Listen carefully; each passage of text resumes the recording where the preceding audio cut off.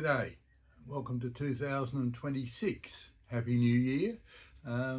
Today is episode 8 of our 12 Holdens of Christmas, and today's car is a VE Commodore number 1, raced by Holden Racing. So yeah, and it's a beautiful livery. It's just a car the livery that I really love, and the day glow orange and white is just spectacular on it. But anyway, we'll get to that shortly. Stubby holder today comes from the old Musgrave Telegraph Station on the Peninsula Development Road between Lakeland and Weipa in far north Queensland.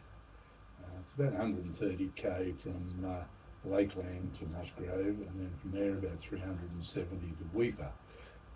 The bitumen runs out just north of Musgrave, so then it's a fairly well-worn dirt road to Weipa. But Musgrave is was established in 1886 when the overland telegraph line was built up through the Cape, and then hooked into the submarine cable, the underwater cable to Indonesia, which joined Australia to the rest of the world. And so, yeah, it's a very historic place, and it's a great little roadhouse. It's got a pub, it's got a souvenir shop, it's got all those things that fuel, of course, all the things that you need when you're in that sort of area, because from there on there's not a lot. Once from there to Weipa, there's nothing in between. No, we've been there twice now, 2022 and 2023, when we actually did the trip right to the Cape, but that's another story for later in this series.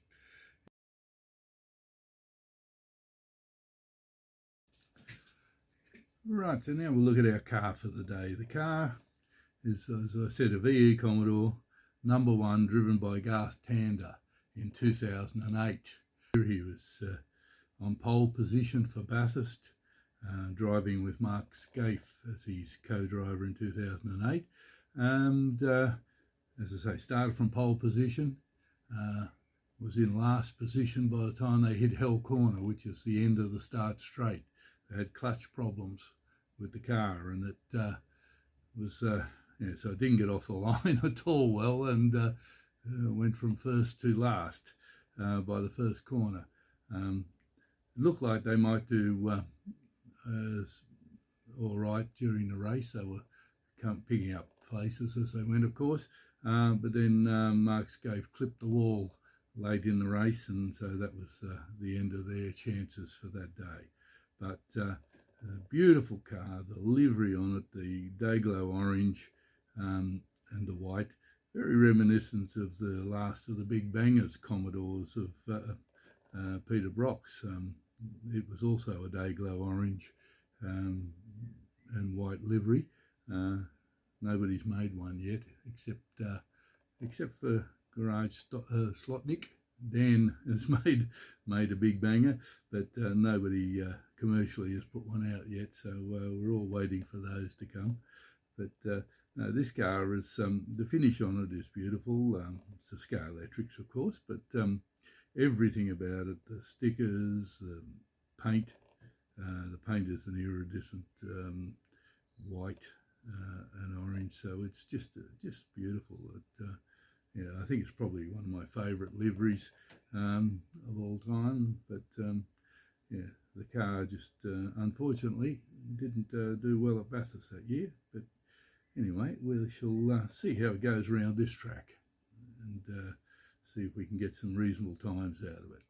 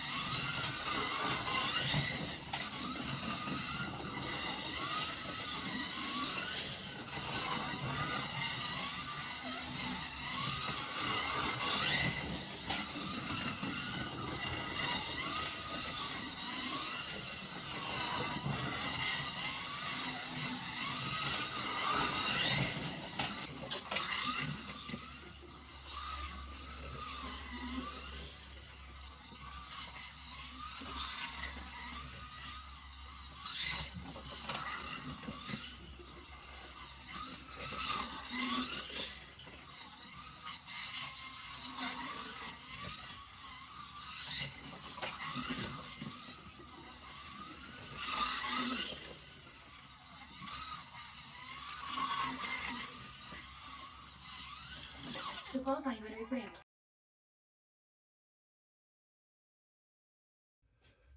Well, that was a little unexpected. I didn't expect the car to perform that poorly. It did a 9.890, but almost impossible to keep on the track. You just couldn't keep it in the slot. So yeah, it is what it is. It's getting a bit of a pattern out of this series is that the Commodores just don't hold this particular track very well. The Tiranas seem to do quite well, but the Commodores don't. But anyway, we'll leave that till episode 12 when we know how all of them have actually performed. But yeah, this one didn't go all that well. I wasn't overly pleased with that. So anyway, I hope you all have a great new year and enjoy your day resting today after probably what could have been a hectic night, I suppose. And yeah, we'll catch up with you tomorrow.